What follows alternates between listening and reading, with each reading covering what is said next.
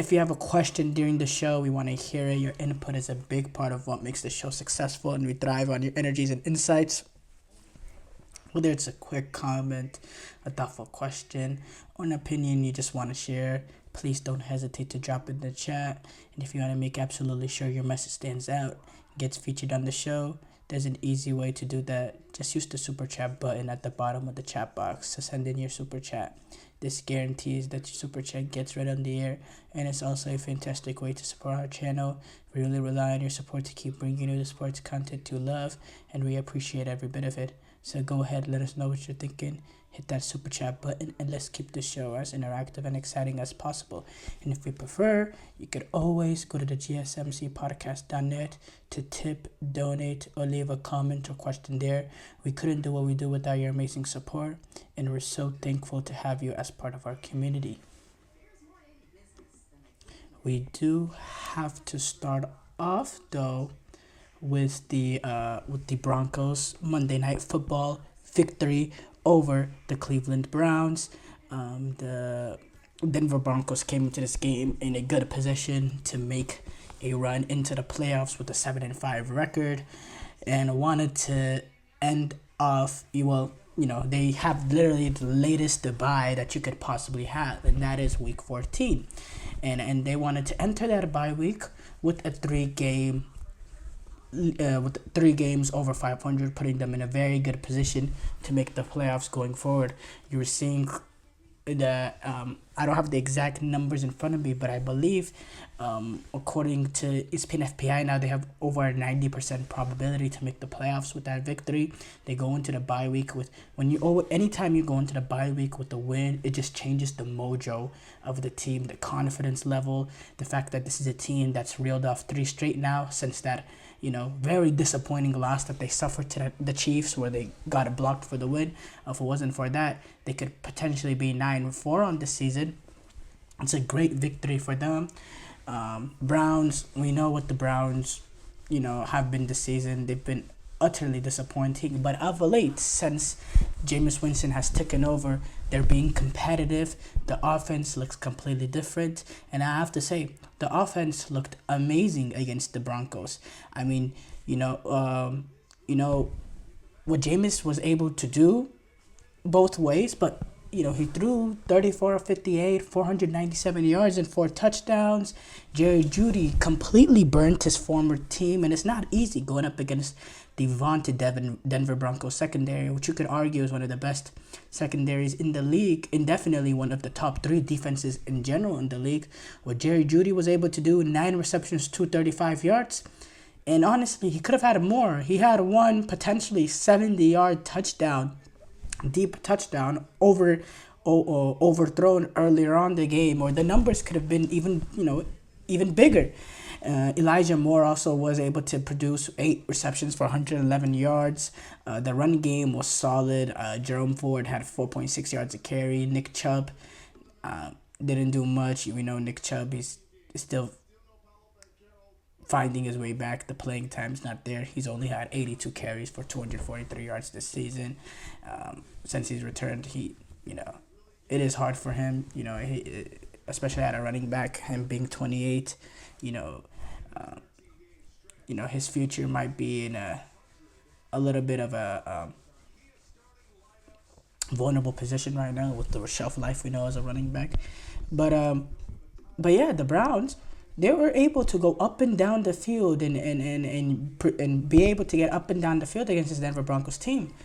Problem is Jameis Winston, he will sling that ball. He does have the quality to go for 4 touchdowns and almost 500 yards and complete 34 balls. He has that ability.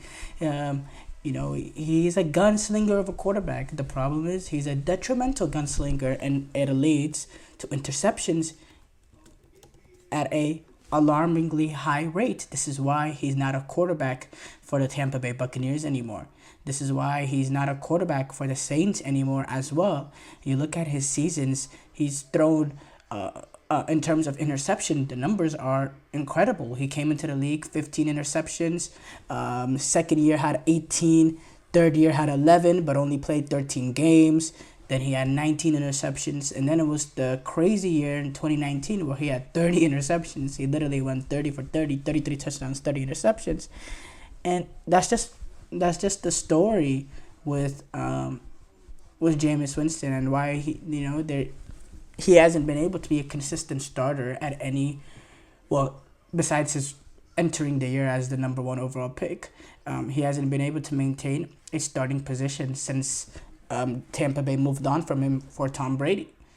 It's just the reality what we're with Jameis Winston, and yeah, he can sling that ball, and he'll make a lot of plays, but he also give the Broncos an opportunity to make plays, and he threw two pick sixes in the ball game, and in a game that you lose by 9 points, well, two pick sixes is, that's the deciding factor. He also had another interception as well. So 4 touchdowns, 3 interceptions. Yeah, he made a lot of good plays, but he also made a lot of, some detrimental ones. And the Browns had the ball with an opportunity to go in and take the lead, down one against this Denver Broncos team. The Browns did an amazing job to stay into the game. And honestly, I thought they were unfortunate to be down at that period in the ball game, because there was a few moments that kind of went against them. I talked about earlier on that the Jameis Winston overthrow to Jerry Jeudy early on that left 7 points off the board. The Browns also had the Broncos deep in their own territory, on their own, I believe it was on their own 9-yard line or so, 3rd and long, with an opportunity to get off the field and give the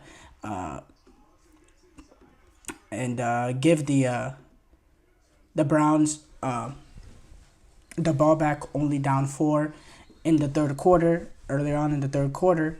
And what happened, instead of getting off the field, the Denver Broncos go all the way, on that 3rd and long. Bo Nix is able to hit, I believe it was Marvin Mims. Yeah, it was Marvin Mims Jr. He's able to hit him for a 90-yard touchdown, somewhere in that range, 90 yards. I forget exactly the number. And it goes, actually, it was 90. It was a 93-yard touchdown, 94-yard touchdown. It was 3rd and 11. The Broncos were at their own 6, with an opportunity for the Browns defense to earn the Browns back for their offense in good field position. Instead of getting off the field and forcing a deep punt, Bo Nix is able to find Marvin Mims down the middle, really good throw, just past Denzel Ward's hand, and Mims is going the other way, 93-yard touchdown. And instead of now the Browns having the ball at around midfield, down 4, early on in the third, they're down 11, and those sort of plays are game changing. And yeah, combination of that with the fact that Jameis Winston airmailed Jerry Jeudy early on to the game, that it could have led to a deep touchdown for themselves. They were unfortunate to even be down late on, but through really good football from Jameis Winston and the Browns offense, and then I thought the Browns defense didn't show up to the level we expected to, but I thought there were certain key moments into the game where they made a necessary stop, whether it was getting the Broncos offense off the field or whether it was forcing a field goal instead of a touchdown. I thought there was key moments where the Browns defense, was able to make a play. They were able to pick off Bo Nix as well twice, and that also gave the Browns that late opportunity to win the game with Jameis Winston at the wheel, trying to lead a game-winning drive. Down 2, and the Browns, they have the ball a little bit less than 2 minutes remaining at the 42-yard line, and down 2 with a chance to drive and win the game. And Jameis Winston ends up throwing an interception. What happened? It was an out route. When you were throwing an out route, the worst thing in the world to do when you're throwing that out route is to underthrow it. To leave it inside, because if you leave it inside, you give the cornerback at that time, Jaquan McMillan, an opportunity to play the ball. You know, of anything, if you lead that ball outside, it's the wide receiver or nobody. When you leave it inside, you give the cornerback an opportunity to jump it. McMillan Jaquan McMillan does exactly that, and he doesn't even get touched on his way to make that interception with Elijah Mims, you know, going to the sideline, running his route down the sideline. He isn't able to get a touch on McMillan, and McMillan is going the other way, and the Browns don't even have an opportunity to get the defense on the field to get a stop because they had 3 timeouts. They don't, and it's a touchdown, and then they're down 2 possessions, and then the Browns had another chance. They got down the field in a quick manner through pass interference, in the end zone, and they got the ball at the 1-yard line on 1st and goal with 44 seconds left. Yes, they're down 9 points, but we saw what the Bears was able to do a few weeks ago in that situation. Get an onside kick, you never know, and if they could have just punched it in, but Jameis Winston, I guess he just didn't see Nick Bonito, the linebacker for the Denver Broncos. I guess he just didn't. Not Nick Bonito. Nick Bonito, the linebacker for the Denver Broncos. I guess he just didn't see him, and it led to an interception that I thought potentially that could have been a pick six as well. It didn't end up being a pick six, but and then things like that. Just that's the difference in why Jameis Winston has been a little bit of a journeyman at this point in his career rather than a franchise quarterback. The talent is there, immense talent is there. He just can't take care of the football at an efficient level to be a quarterback, to be a starting quarterback in the National Football. And I still think there's starting quarterbacks in the league that I think he's better than. Don't get me wrong. Like I believe there's more upside with him than the Gardner Minshews. You could argue the Will Levises, based on what we've seen from Will Levis this season. There's he has an opportunity. He could be a starting quarterback on a lower level team. Don't get me wrong. And in fact, I think he can elevate that team's ceiling from, instead of being like a 2-10 like the Giants. I don't think the Giants would be 2-10 if they had Jameis Winston. I think that'd be an unpredictable 5-7 team, something like that. Kind of like what he's been able to do with this Browns team. He's gave them the life. If you compare how this Cleveland Browns offense was Deshaun Watson and Jameis Winston, it is night and day.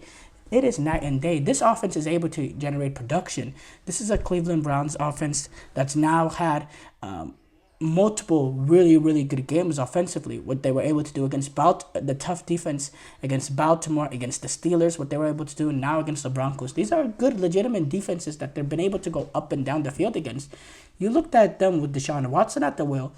They had no life. You saw them at the Cowboys game, the Giants game, the Raiders game, the Commanders game, the Eagles game. They just had no life to them. This offense, the Bengals game, they had this Browns offense under Deshaun Watson had no life. They couldn't move the ball. At least with Jameis Winston, he's gonna throw the interceptions, but he gives them that belief. And I think this Browns team is a lot better than what their record was. I just think they were almost strapped into playing the Deshaun Watson, who they're paying $230 guaranteed million to. You can't just move on from him like that. You're almost cash strapped. They're still strapped. It's an interesting situation that the Browns find themselves in. I'm very interested. Obviously, they have to move on from Deshaun Watson.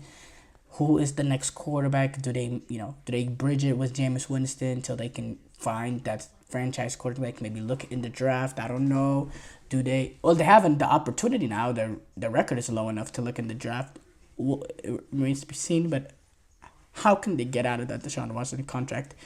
Looks like they're gonna have to just eat it. The way Denver has been doing right now with Russell Wilson, and just take the extreme L. I mean, that is an L at the extreme level. But yeah, as far as the Denver Broncos, I think I think, look, they are a legitimate playoff team now. They've been very, very impressive. They have a good balance of being able to run the ball offensively and then get plays from their quarterback and Bo Nix. They also have a really, really good defense. And when you have a really, really good defense, you always have a chance. They have a rookie quarterback that's shown progression throughout the season. You compare the Bo Nix we saw when he went up into Seattle in week 1 where he threw two god-awful interceptions and he was just extremely inefficient, to what we see right now. With Bo Nix, it's two completely different players, and it was expected, when you're being coached by a coach like Sean Payton, it's going to be a journey and you were going to learn and become more experienced. And that's exactly what we're seeing with Bo Nix. We're seeing more confidence. We're seeing the playbook open up more for him, where, earlier on when he was just getting adjusted, we saw a little bit more of his leg. Now he's trusting his arm to make those throws in the pocket. He's a much better decision maker than he was on earlier on the season. He also has the legs just in case, too. He can really move. He's not a pocket passer he's not a pocket passer. He has the legs. So, yeah, he's a really good quarterback, a really good rookie quarterback. And, I don't think they're a lock to make the playoffs. I do have to say 8-5. You're looking at it right now. The Chargers, they're probably going to get in as a wild card team. And then the Ravens, or, depending on what happens in the North. The North and the West, and the North and the Chargers. The North team that finishes second in the Chargers, I think they'll probably be the top 2 wildcard teams, with the fact that the Chargers also have a tiebreak over the Broncos. So I think the Broncos will be battling it for the 7th seed. But now, as the season goes on, slowly teams are getting away from that. Bengals, they've fallen off completely. Miami, they're on the outside looking in now at 5-7. At 5-7, they take on the New York Jets this week. Let's assume they get up to 6-7. The Broncos are on a bye at 8-5. The Indianapolis Colts are also on a bye. They're at 6-7. So let's assume the Dolphins beat the Jets, because let's just assume the Jets are a 3-9 ball club. That means the Dolphins and the Colts are 6-7, while the Dolphins are 8-5. Entering next week's game. The amazing thing about that, the Broncos are 8-5, while the Dolphins and Colts are going to be 6-7. The crazy thing about it is, following the bye week, the game that we get is between the Denver Broncos and the Indianapolis Colts. I'm very excited for that game. It's a 2-game difference between those two teams, but suddenly Indianapolis, they win that game. It completely changes the narrative. Indianapolis goes up to 7-7. Broncos drop to 8-6. Indianapolis has the tiebreaker advantage over the Denver Broncos as well. So if they finish with the same record, Indianapolis will have the advantage to get in, and the Broncos don't have an easy schedule down the stretch. They have the Chargers to play, a Chargers team that's up there in the playoffs. They have the Kansas City Chiefs, and who knows, the way Buffalo Bills have been playing, they're a team that is, that might be competing for that number 1 seed down the stretch. It may not be a given that Mahomes and, key players are going to be resting. Also, Cincinnati Bengals in between those two games. Look, Cincinnati is 4-8 ball club and all that, but they can still be a difficult team. They're still not a give-me, and the fact that they have to go to Cincinnati, that'll make it difficult. Also, another advantage, and then so that could completely change it up. And if Colts, not only of the fact that the Colts win that game, brings Colts give them a really good chance with the tiebreaker advantage with the Broncos, it puts Miami right back in the thick of this, despite their bad loss, because Miami, they have a relatively easy schedule. They get the Jets twice. They play the Browns. They play the Texans, who are an iffy team. And then they play the 49ers, who have also been very iffy this season. Who knows? I think Miami have an opportunity to battle in there as well. I don't guarantee it for the Broncos, but obviously they're in a pole position with the fact that they have a 1.5 game lead over Indianapolis, or a 2-game lead over Indianapolis, and a 2.5 game lead over the Miami Dolphins. But this is football, and the fact that the Colts and the Broncos are facing up against each other next week after the bye week, I think that is a game that is huge game. It's a 325 game as well. Yeah, I'm looking very forward to that. Wouldn't be surprised. I don't know how the flexing rules work, but that's a game that could potentially get flexed. I wouldn't be surprised. I believe the primetime game, the Sunday night game of that week is the Packers Seahawks. Yeah, they're not gonna flex the Packers Seahawks. Let's be honest. Yeah, no, they're not. They're not gonna flex the Packers Seahawks.